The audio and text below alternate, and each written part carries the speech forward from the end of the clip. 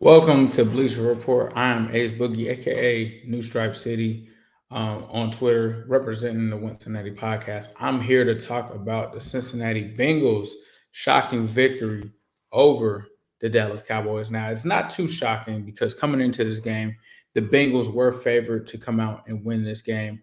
However, there were a lot of things that happened in this one.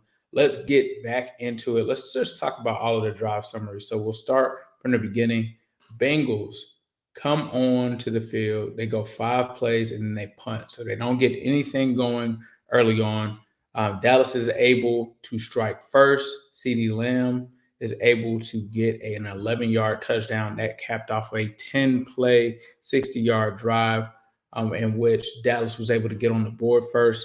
Then Joe Burrow and the Bengals were able to respond and get on the board as well with a 17-play, 75-yard drive that ended with a 5-yard Jamar Chase touchdown. So Bengals were able to get on the board and tie it up.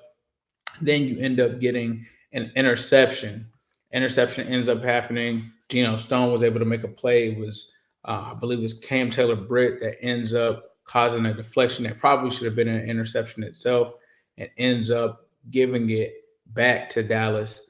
Cincinnati then goes on a 9-play, 62-yard drive where they go for it on fourth down, don't end up getting anything, turn it over there. Ball goes back to Dallas. Aubrey is able to get a 35-yard field goal after a 7-play, 39-yard drive, takes 3 minutes and 28 seconds. Then you get another touchdown from Chase Brown where he was able to get a screen pass, take it 19 yards, sneak in for the touchdown.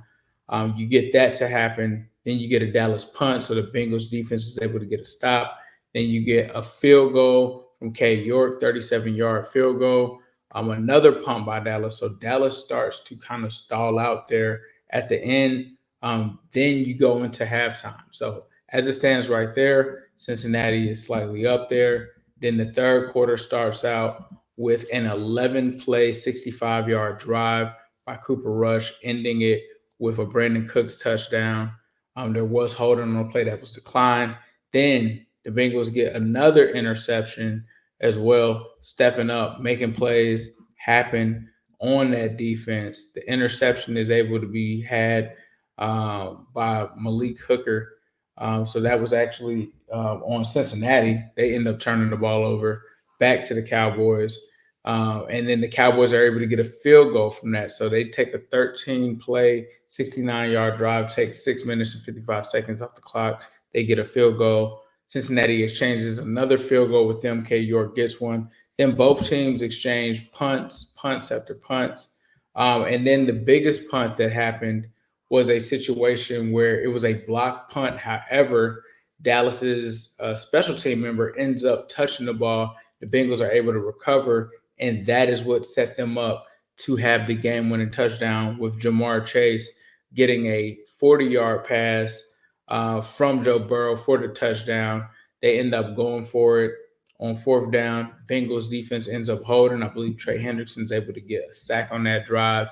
And there you have it. The Cincinnati Bengals come out of this one with a 27-20 win. Now, the thing is, the Bengals defense, you really have to tip your cap to them in this one. They have not been the best group when it's come to stopping other teams. They stepped up several points in this game to make sure that they were able to do something against a Cowboys team that did have CeeDee Lamb, that did have some things going for them. However, in key moments, they were able to step up and do what they needed to do in this one. Looking at some of the box score and what we have here, Joe Burrow, 33 of 44, 369 yards, 3 touchdowns, 1 interception. He's continuing to play like an MVP, even though the record doesn't say that. And then you talk about Jamar Chase, 14 receptions, 177 yards, 2 touchdowns, playing like the best receiver in the league right now. Jamar is just in a class of his own. And then you also had Chase Brown chipping in, which would seem to be a pretty good game for him as well. When you look at it from a scrimmage yard standpoint, 14 carries, 58 yards, 4.1 yards per carry. But he also chipped in as the second leading receiver, 6 receptions, 65 yards, and a touchdown. You also had Andre Yoshivas chip in as well, 4 receptions for 41 yards. Not a big night from T. Higgins, right? You also got some catches from Mike Gesicki in there, 3 receptions for 24. So not a game where the Bengals offense was able to score 30 points, but they were damn near close. They put up 27. They come through in the clutch. You talk about the defensive side of the ball. Joseph Osai was able to make a play. B.J. Hill, Trey Hendrickson, all of them were able to deliver on sacks. You were able to also get an interception by Geno Stone. So, some key plays where the defense was able to make something happen. Where on a night where they had guys like Marco Wilson coming in to start, right? They had guys like DJ Ivy out there getting a lot of snaps. Bengals defense was able to make something happen given the circumstances. Now, it wasn't pretty the whole time. Joe Burrow was under siege a lot of this game. When you talk about them allowing 2 sacks, they still allowed a lot of hits and duress. Joe Burrow was under duress in this one. Joe Burrow also ended up putting a sleeve on his knee. They're going to talk about it and see how it goes from here on out. He was able to finish the game, but it was a situation where Joe Burrow was pressured a lot in this game. When it comes to the third down conversion, Bengals were 4 of 10, Cowboys were 4 of 12. Bengals were able to get 23 first downs. Cowboys were only able to get 17. The Bengals punted 3 times, even though that last punt we kind of talked about was very crucial. That's why special teams matter in this one. Cowboys punted 4 times. Bengals ended up having 10 penalties in this one, so they didn't play disciplined football. The Cowboys only accounted for 4, but the turnovers that happened in this one, we talk about a fumble lost by the Cowboys, an interception thrown. Those turnovers are what kind of did the Cowboys in this one. And the Bengals were able to control time of possession in this one, 33 and 11 is what they had to 26-49 for the Cowboys. So, I mean, this is just showing what this team has been able to do offensively with some of their main guys. And I think if you watch this game, you kind of saw that, especially when it comes to Jamar Chase. Jamar Chase is special. They clearly are trying to utilize this guy, and it's clear that he's on a path where he's going to be a triple crown receiver in this one. So Jamar Chase is special. Joe Burrow is special. What these guys have been able to do this season, this kind of shows it as far as, man, if they could have done this earlier, who knows where this Bengals team could be. But now they're taking care of business. And as it stands, this is the best, I think, quarterback receiver duo in the NFL. I don't think it's close. I personally don't see how anyone could say that it's close. This is a team that's out here doing their thing in terms of that. This was the first time where they were able to feed off of each other when we talk about the offense and defense feeding off of each other. Looking at the completion percentage is just what Joe Burrow is doing right now. I'm going to talk here about the next gen stats. His completion percentage in this game was 75%. His expected completion percentage per next gen stats was supposed to be 67.6.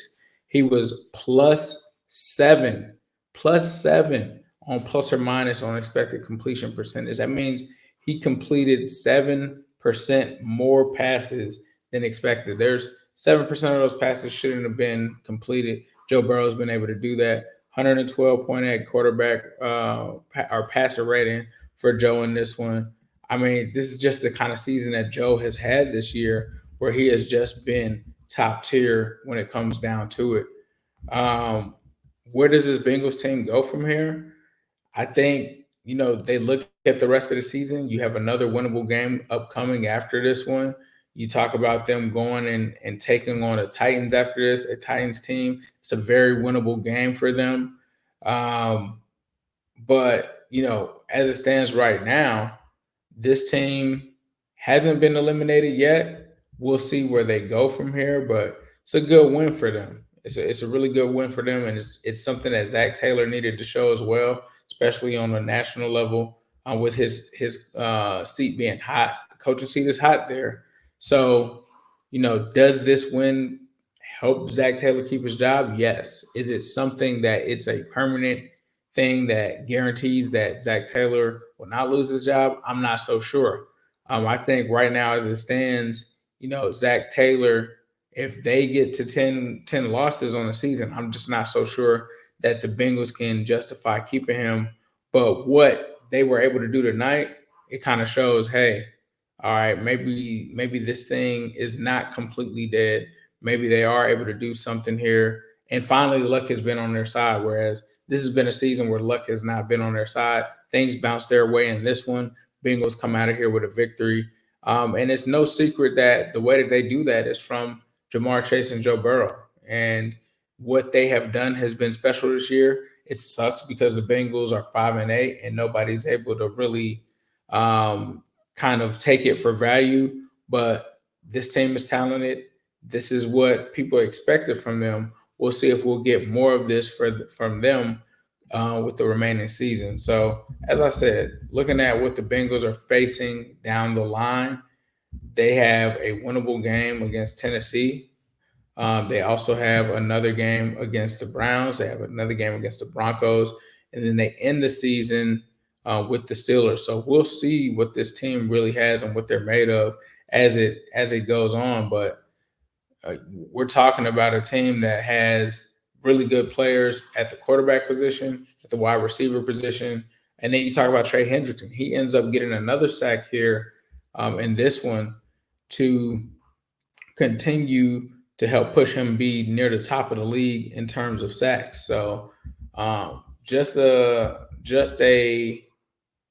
full kind of thing going on here for us to see how the Bengals are doing. Now, Joseph Osai also, this is the third straight sack in a game for Joseph Osai for him individually. So we'll see what that means for the rest of this team. We got to see more Myles Murphy out there. And I thought as a result of that, you got to see Myles Murphy out there making plays. I believe he had what I believed was a sack. I don't know if they ended up putting that or counting that from a statistical standpoint. We'll find out later. But Myles Murphy was able to make some plays and do some things as well. So, big shout out to the Bengals here to go out here and get this one. Go on the road in Dallas and do something. Now, I get it. Dak isn't playing and stuff like that, but some of these guys are still playing for something. And this was a Dallas team that had just won 2 straight. So to be able to go into their house, primetime game, come out and get this one shows that the Bengals still have some fight left in them. So we'll see what that means for the rest of the season. As I said, I am New Stripe City. Follow me on Twitter at New Stripe City. Thank you guys so much for tuning in to Bleacher Report, and I will see you guys next week.